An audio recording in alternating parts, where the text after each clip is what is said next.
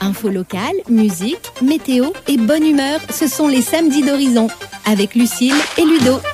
Les 25 et 26 avril prochains, la commune de Ry va vivre au rythme du festival Bovary. Anne Vernier-Godard, vous êtes la directrice de l'Office de tourisme Normandie-Covexin.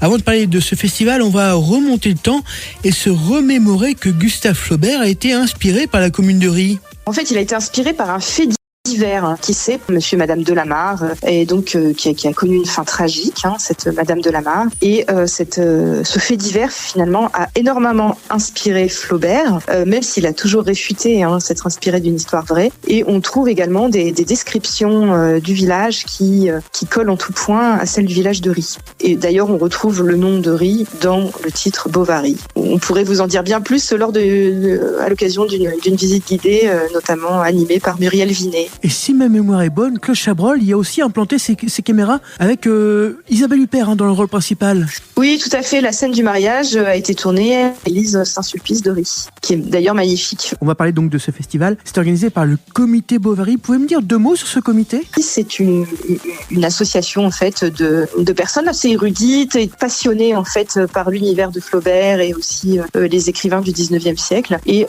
tous les ans, ils proposent ce festival Bovary autour de la littérature, et notamment cette année, donc ça se tiendra le samedi 25 avril à Ry, 26 avril à Ernemont-sur-Buchy. Alors il y a de nombreux rendez-vous. On va commencer d'ailleurs par cette journée du 25. 14h à la salle des fêtes de la mairie de Ry, il y a une conférence gratuite de Gilles Cléroux, Flaubert et les bonapartistes, suivie d'une lecture des correspondances entre Flaubert et George Sand dans le cadre de l'année George Sand. Donc ça c'est gratuit et c'est à 14h. À 20h, il y a une soirée théâtrale qui elle est payante, et donc c'est le Horla de Maupassant par l'atelier de théâtre du Cerisier avec le comédien Jean-Michel dans le rôle principal. Et le synopsis, c'est un homme se dit poursuivi par une créature invisible, le Horla, dont il ne sait si elle est réelle ou le résultat d'un trouble psychiatrique. Donc c'est une nouvelle d'une actualité saisissante, parce que c'est vrai qu'on parle beaucoup de santé mentale en ce moment. On va poursuivre par la journée du dimanche. Alors le dimanche, on sort.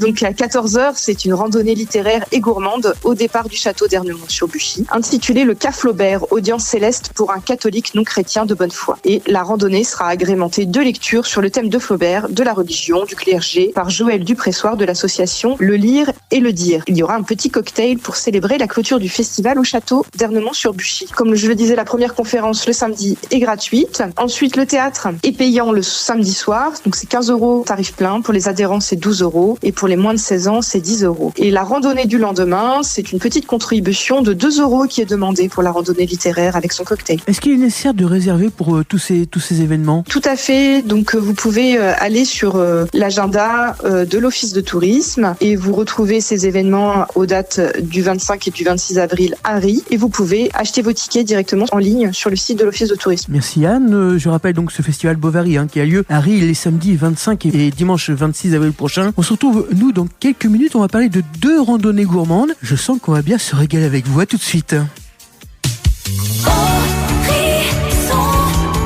Horizon, la radio de toutes les générations.